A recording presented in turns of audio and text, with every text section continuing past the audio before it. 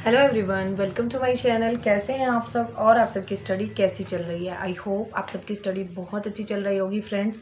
और अगर अच्छी नहीं चल रही है तो अब से अच्छे तरीके से स्टार्ट कर दीजिए, क्योंकि अब तो एक जो क्वेश्चन बहुत दिनों से माइंड में चल रहा था, एक जो कन्फ्यूज़न बहुत दिनों से माइंड में चल रहा था, वो भी क्लियर हो चुका है कि एग्ज़ाम कब होगा। ठीक है, अब माइंड को ये एक तरफ से रिलीफ मिल चुका है कि एग्ज़ाम कब होगा। एग्ज़ाम डेट रिवील हो चुकी है, एग्ज़ाम डेट डिक्लेयर हो चुकी है।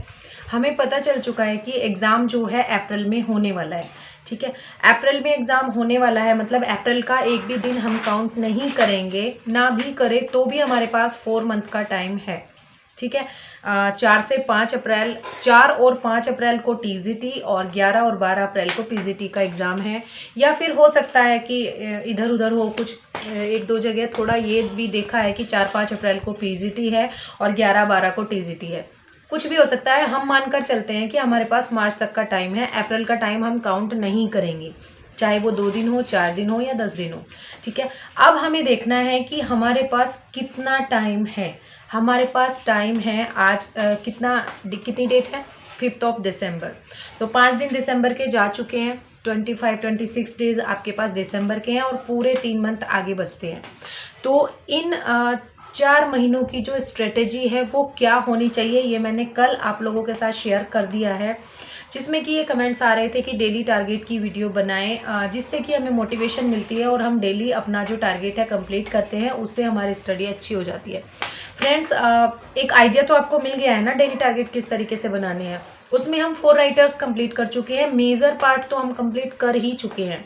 4 राइटर्स कंप्लीट हो चुके हैं, लिटरेरी टर्म्स कंप्लीट हो चुकी है, पार्ट्स ऑफ स्पीच और ट्रांसफॉर्मेशन, 2 बड़े पार्ट ग्रामर के भी कंप्लीट हो चुके हैं। ठीक है, वोकैब का भी काफ़ी हिस्सा, एंटोनिम सिनोनिम कंप्लीट हो चुके हैं।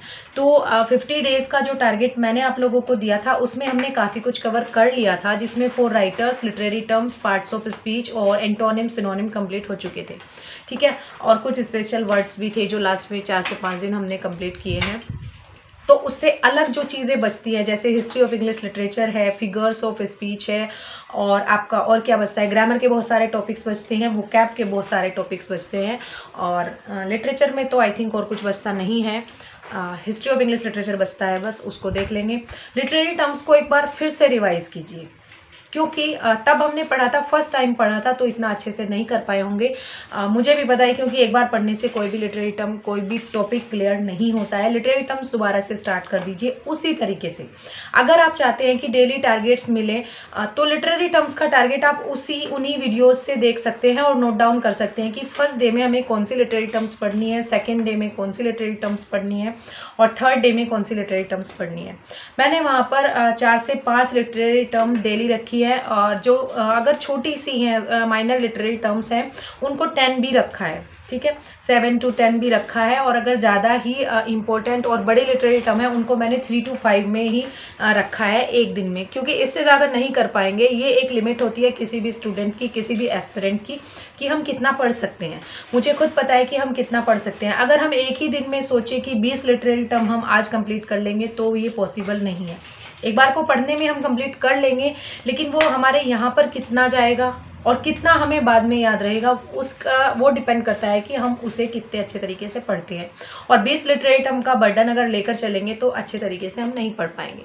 ठीक है, ये क्वेश्चन हो गया फर्स्ट। सेकंड क्वेश्चन ये आ रहा था कि शेक्सपियर के जो प्लेज हैं उनको कैसे कंप्लीट करें। सबसे बड़ी प्रॉब्लम है शेक्सपियर। ठीक है, शेक्सपियर के प्लेज भी आप टारगेट वीडियोस से देखकर कंप्लीट कर सकते हैं कि हमें मेजर प्लेज पहले कंप्लीट करने हैं। ठीक है, जो मेजर प्लेज हैं, बड़े प्लेज हैं, जिनसे सबसे ज़्यादा क्वेश्चंस पूछे जाते हैं, जो इंपॉर्टेंट प्लेज हैं, उनको आप पहले कंप्लीट कीजिए। तरीका मैं बताती हूँ आप लोगों को। जैसे हमें एक प्ले कंप्लीट करना है, सपोज हमें हैमलेट पढ़ना है।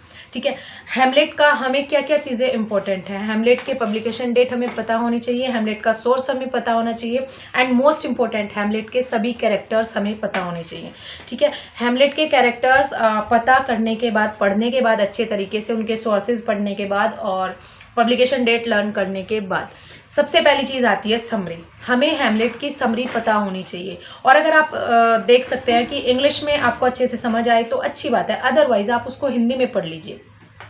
उसका ये फ़ायदा होगा कि हम हिंदी में थोड़ा इजीली समझ जाते हैं। इंग्लिश में थोड़ा हम ट्रांसलेट करेंगे, फिर भी हम ट्रांसलेट करके ही पढ़ेंगे, भले ही हम माइंड में ट्रांसलेट करें, थोड़ा कैसे भी करें, लेकिन उसमें थोड़ा टाइम ज़्यादा जाता है। आप हिंदी में उसकी समरी को पढ़िए।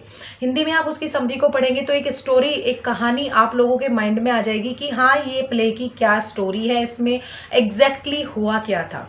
ठीक है, उसके कुछ इंपॉर्टेंट टॉपिक्स होंगे, जैसे इंपॉर्टेंट इवेंट्स होंगे, प्ले विद इन प्ले उसका क्या टॉपिक रहा है, उसके कैरेक्टर्स कौन कौन थे, वो किसने प्ले करवाया गया था, किस वजह से प्ले करवाया गया था, ये सब चीज़ें वहाँ पर हमें लर्न होनी चाहिए। ठीक है, और जो भी वहाँ पर इम्पोर्टेंट सीन है वो कब कब कैसे हुए थे। ठीक है, तीसरी चीज़ है इम्पोर्टेंट कोटेशंस। आपको हैमलेट की इम्पोर्टेंट कोटेशन, हैमलेट में सबसे ज़्यादा इम्पोर्टेंट है हैमलेट की सोलिलोक्वी। 7 सोलिलोक्वी जो हैमलेट की है वो बहुत इंपॉर्टेंट है, उनको जरूर से पढ़ लीजिएगा विद एक्ट एंड सीन।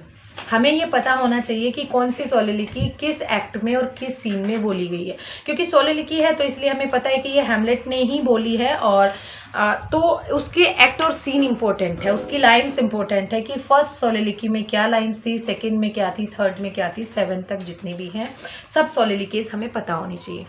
उसके बाद बात आती है इंपॉर्टेंट कोटेशंस की जो अदर कैरेक्टर्स ने बोली है। ठीक है, हमें कैसे पता चलेगा कि कौन सी जो कोटेशन है वो बहुत ज़्यादा इंपॉर्टेंट है, उसके लिए काम करता है आपके पास प्रीवियस ईयर क्वेश्चंस पेपर। अगर आपके पास प्रीवियस ईयर क्वेश्चंस पेपर हैं और वहाँ से आपने डिटेक्ट कर लिया है, देख लिया है कि कौन सी जो कोटेशन है वो मोस्टली रिपीट होती हैं, बार बार पूछी जाती है, तो वो कोटेशंस एटलीस्ट कम से कम वो कोटेशन हमें लर्न होनी चाहिए जो बार बार रिपीट होती हैं। सारी कोटेशंस अगर हम लर्न नहीं कर पाते, हमें कन्फ्यूज़न होता है, तो हैमलेट की सोलिलोक्वीज, 7 सोलिलोक्वीज और वो कोटेशन जो सबसे ज़्यादा बार रिपीट हुई हैं वो हमें याद होनी चाहिए। ठीक है, तो कोटेशन ये हो गया। उसके बाद इम्पोर्टेंट क्वेश्चंस, हैमलेट से इम्पोर्टेंट क्वेश्चंस मोस्टली पूछे जाते हैं कैरेक्टर्स को लेकर, इवेंट्स को लेकर, सीन को लेकर। ठीक है, उससे पूछे जाते हैं, तो आप अगर समरी पढ़ लेंगे तो इजीली आपको ये सब चीज़ें क्लियर हो जाएंगी। ठीक है, इंपॉर्टेंट कोटेशन हो गया, इंपॉर्टेंट क्वेश्चंस हो गया, आपका हैमलेट क्लियर। उसी तरीके से आप दूसरी चीज़ें, दूसरा नेक्स्ट किंग लियर उठा लीजिए। किंग लियर में क्या क्या हुआ था, कौन कौन कैरेक्टर्स से, कैसे स्टार्ट हुआ था, कैसे एंड हुआ था, क्या क्या चीज़ें उसमें हुई हैं और कौन कौन उसमें कैरेक्टर्स थे और उनकी कोटेशंस। सबसे बड़ी चीज़ है कोटेशन। और ये जो क्वेश्चन आ रहा है बार बार कि कोटेशंस को कैसे लर्न करें, कोटेशंस में कन्फ्यूज़न होता है। देखिए, कन्फ्यूज़न तो हर चीज़ में होता है, कन्फ्यूज़न तो होगा ही, जब बहुत सारी चीज़ें लर्न करने के लिए होंगी तो कन्फ्यूज़न होगा ही।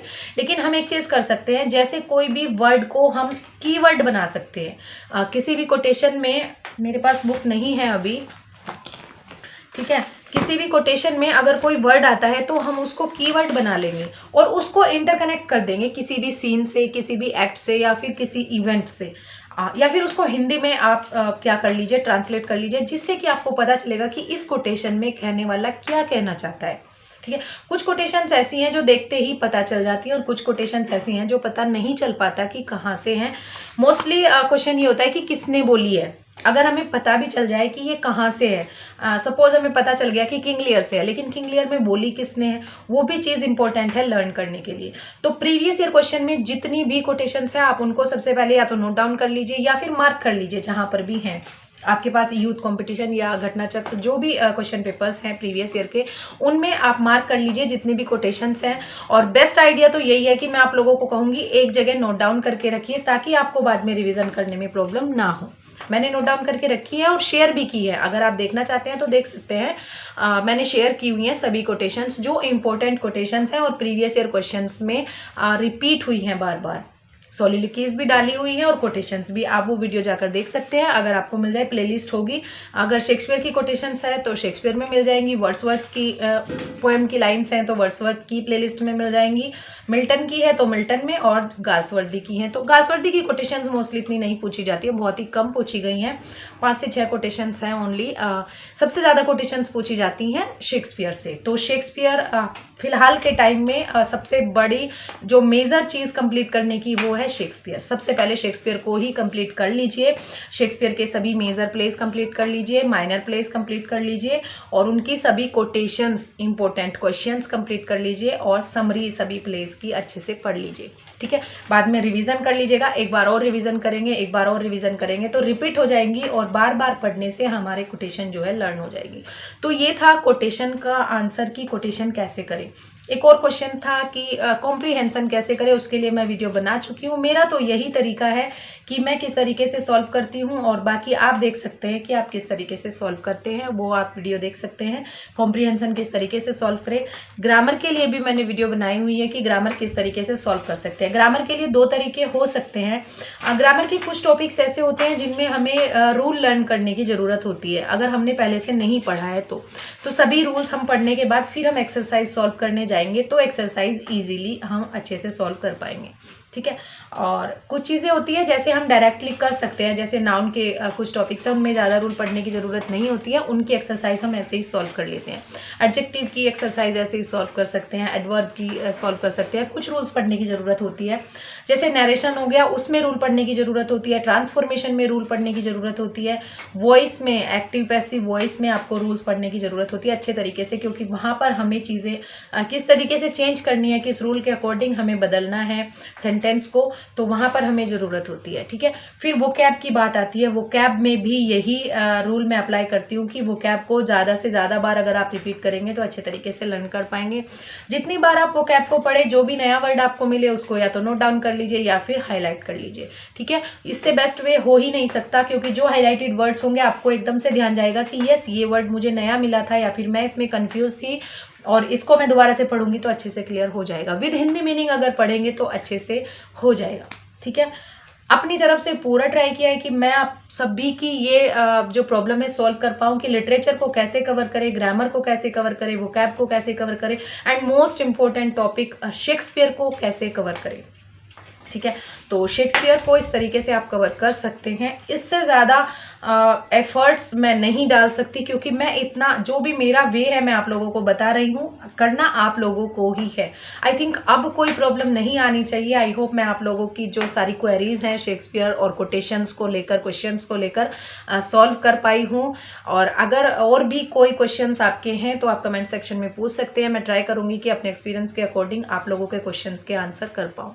तो ठीक है फ्रेंड्स, टाइम बहुत कम है, ये तो नहीं कहेंगे कि कम है क्योंकि 4 महीने हैं, लेकिन फिर भी पढ़ने वालों के लिए ये भी कम ही लगता है, क्योंकि 2 साल से हम तैयारी कर रहे हैं। अभी भी जैसे अब एग्ज़ाम डेट आ गई है और हम बुक उठाते हैं, हमें लगता है ये भी मुझे नहीं आता है, ये भी मुझे नहीं आता है, ये भी मुझे नहीं आता है, मीन्स मुझे कुछ भी नहीं आता है।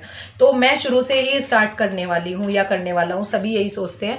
तो स्टार्टिंग से स्टार्ट कीजिए अच्छे तरीके से अगर स्टार्ट करेंगे, क्योंकि एक कहावत अगर आप लोगों ने सुनी होगी, well begin is half done. अगर कोई भी चीज़ सिस्टमैटिक वे में स्टार्ट की जाए, बहुत ही अच्छे तरीके से शुरुआत की जाए, तो उसको आधा कंप्लीट हुआ माना जाता है। तो फिर से स्टार्ट कीजिए, दोबारा से स्टार्ट कीजिए और अच्छे तरीके से एक सिस्टमैटिक वे में अपनी तैयारी को लेकर जाइए, जिससे कि आप अपना एक अच्छा स्कोर ला सके एग्ज़ाम में और एक सीट अपनी वो कर सके, पक्की कर सके, ठीक है। बस यही सलाह है कि आप लोग अच्छे तरीके से तैयारी करते रहिए। अगर कोई डाउट है, कोई भी क्वेश्चन है तो आप कमेंट सेक्शन में पूछ सकते हैं, ठीक है ना फ्रेंड्स। तो ये थी आज की वीडियो, ये था आज का टॉपिक कि किस तरीके से सभी चीज़ों को कवर करें। आई थिंक आप लोगों को समझ में आ गया होगा, अगर नहीं आया होगा तो आप प्लीज़ फिर से आप अपने क्वेश्चंस जो है पूछ सकते हैं, ठीक है ना फ्रेंड्स। तो चलिए मिलते हैं नेक्स्ट वीडियो में नेक्स्ट टॉपिक के साथ, तब तक के लिए thank you so much and best of luck for your studies friends.